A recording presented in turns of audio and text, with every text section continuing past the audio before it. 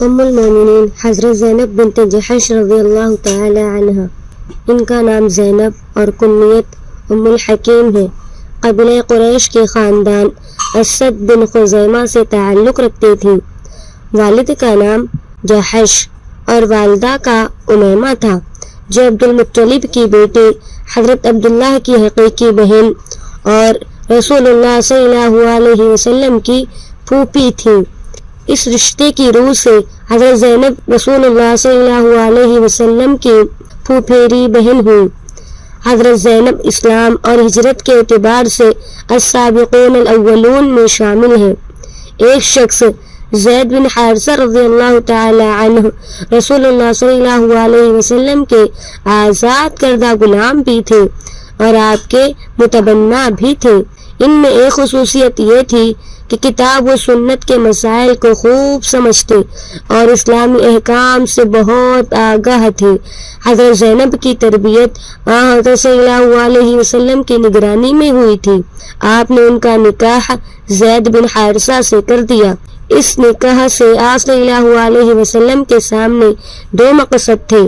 ایک یہ کہ اسلام کے نزدیک ذات برادری کا تفوق کوئی حیثیت نہیں رکھتا۔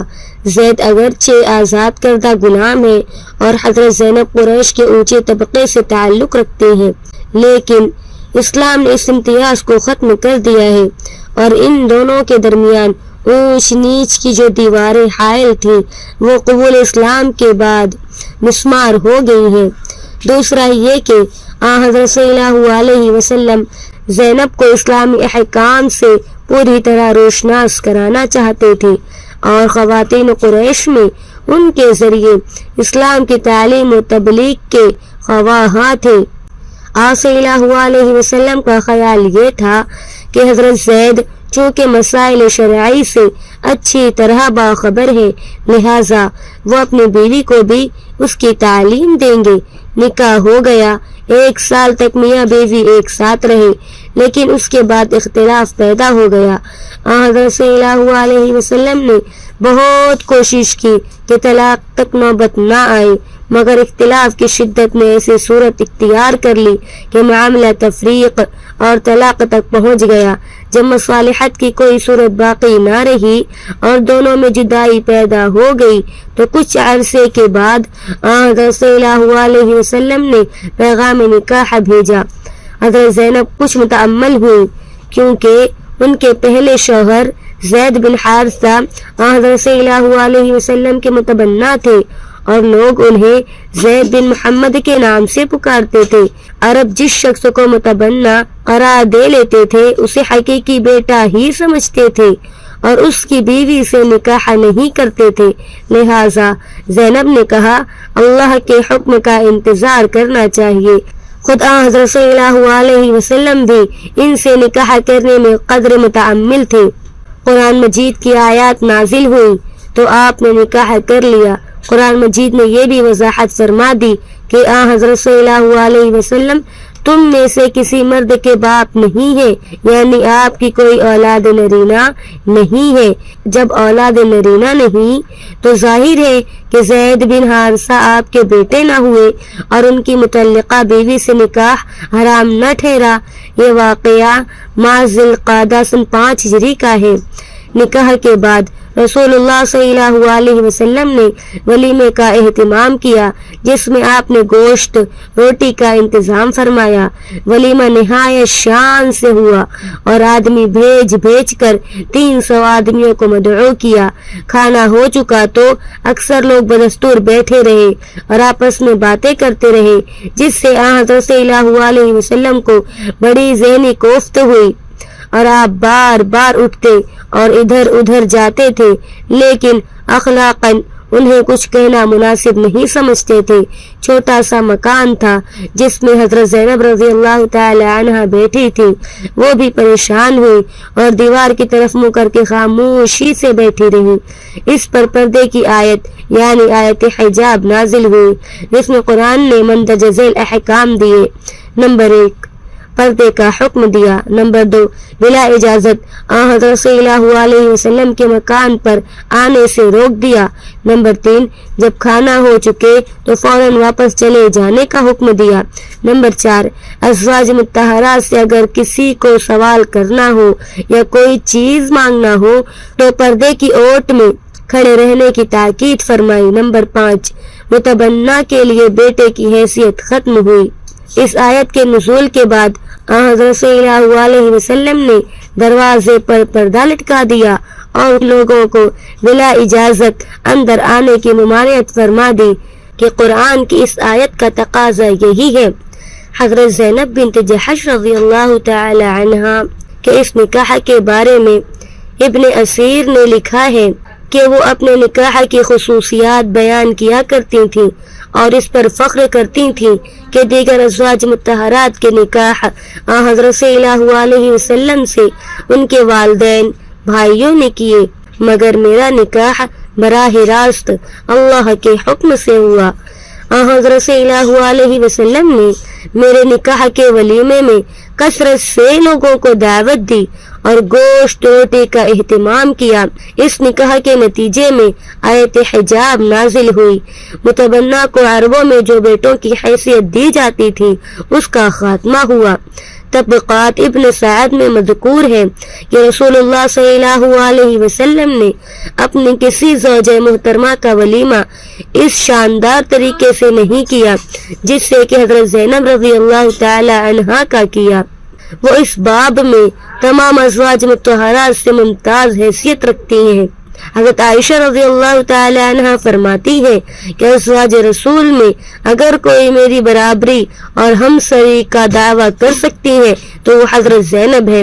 यही वो मुअज़्ज़ज़ खातून है जिनकी वजह से बहुत सी इस्लाहात हुई और पुरानी रसूम की जड़ें कटी, गुलाम और आज़ाद में मसावात पैदा हुई और खुद खानदान बनु हाशिम में इस मसावात की बुनियाद रखी गई। उनकी वजह से हालात बिल्कुल बदल गए और हुजूर ने इस्लाह अहवाल के लिए अल्लाह के हुक्म के मुताबिक कई अहम कदम उठाए। हज़रत आयशा और हज़रत ज़ैनब के दरमियान बतक़ाज़ाए बशरियत बाज़ उमूर में कई बार इख्तिलाफ पैदा हो जाता था और मामला कशमकश की हद तक पहुँच जाता था, लेकिन हज़रत ज़ैनब किसी किस्म का गुस्सा और खफगी दिल में न रहने देती थी। जब हज़रत आयशा के बारे में वाक़या इफ़ पेश आया तो उनसे पूछा गया कि आयशा के मुतालिक आपकी क्या राय है। फरमाया, मैं आयशा के बारे में सिवाय इसके कुछ नहीं जानती कि वो बहुत बुलंद अखलाक और बेहतरीन खातून है।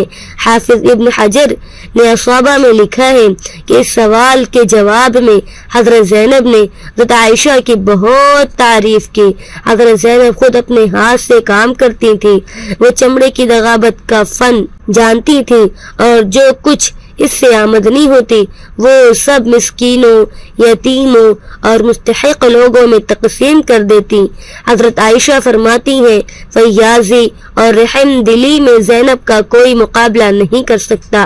तबक़ात इब्न सअद में मनक़ूल है कि वो मुतवक्किल अल्लाह, फराख दस्त, कानिअ और तंग दस्तों की पुश्त पनाह थी और तयामी व मसाकीन की बेहद मदद करती थी। इनकी फैयाजी का ये आलम था कि हज़रत उमर रज़ियल्लाहु तआला अन्हु उनको 12,000 दिरहम सालाना बैतुल माल से दे देते थे और वो सब खर्च कर देती थी।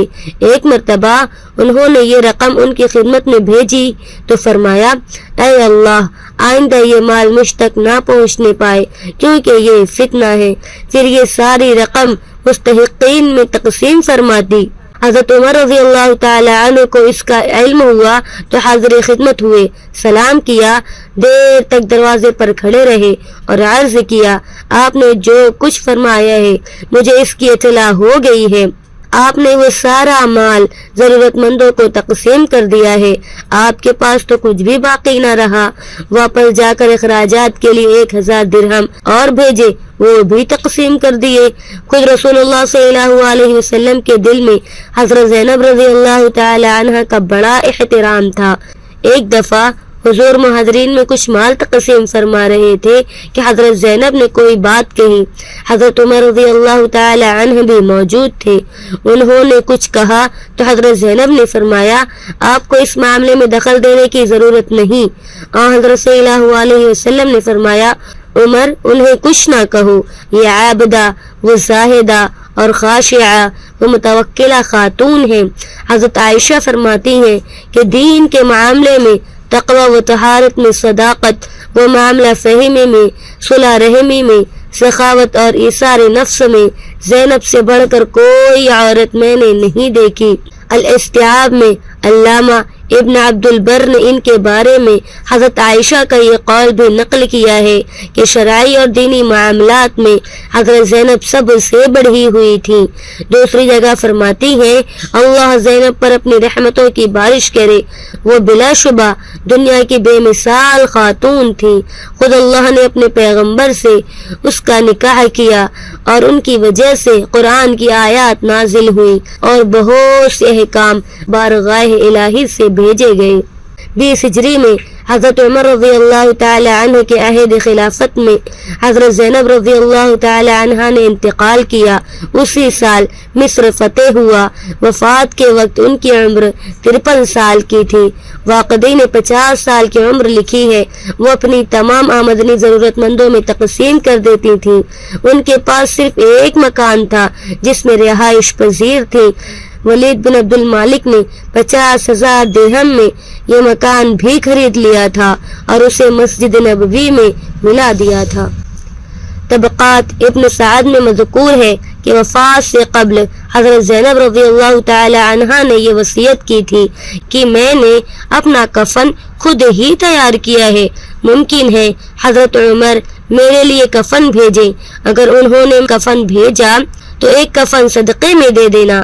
نماز جنازہ حضرت عمر رضی اللہ تعالی عنہ نے پڑھائی اور جنت البقیع میں دفن ہوئی۔ انہوں نے یہ بھی وصیت کی تھی کہ مجھے اسی چارپائی پر قبر تک پہنچایا جائے جس میں رسول اللہ صلی اللہ علیہ وسلم کو پہنچایا گیا تھا۔ اس سے پہلے صرف حضرت ابوبکر رضی اللہ تعالی عنہ کو یہ شرف حاصل ہوا تھا۔ ان کی وفات کے دن سخت گرمی پڑ رہی تھی۔ جہاں قبر کھودی جا رہی تھی، گرمی کی شدت کی وجہ سے حضرت عمر فاروق رضی اللہ تعالی عنہ نے وہاں خیمہ نصب کرا دیا تھا۔ منقول ہے کہ یہ پہلا خیمہ تھا جو جنت البقیع میں نصب کیا گیا۔ دفن سے پہلے حضرت عمر رضی اللہ تعالی عنہ نے ازواج مطہرات کو پیغام بھجوا کر دریافت کیا کہ حضرت زینب کو قبر میں کون اتارے؟ جواب آیا کہ ان کی زندگی میں جو لوگ ان کے پاس آتے تھے وہی قبر میں اتارے۔ چنانچہ ان کے بھتیجے محمد بن عبداللہ بن جحش، اسامہ بن زید، عبداللہ بن ابی احمد بن جحش اور محمد بن طلحہ نے ان کو قبر میں اتارا۔ یہ سب حضرات ان کے رشتہ دار تھے۔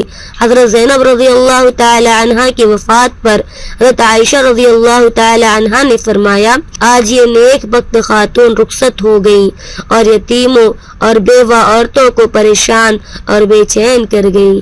حضرت زینب بنت جحش سے 11 حدیثیں مروی ہیں۔ ان کے راویوں میں حضرت ام حبیبہ اور حضرت زینب بنت ابی سلمہ وغیرہ شامل ہیں۔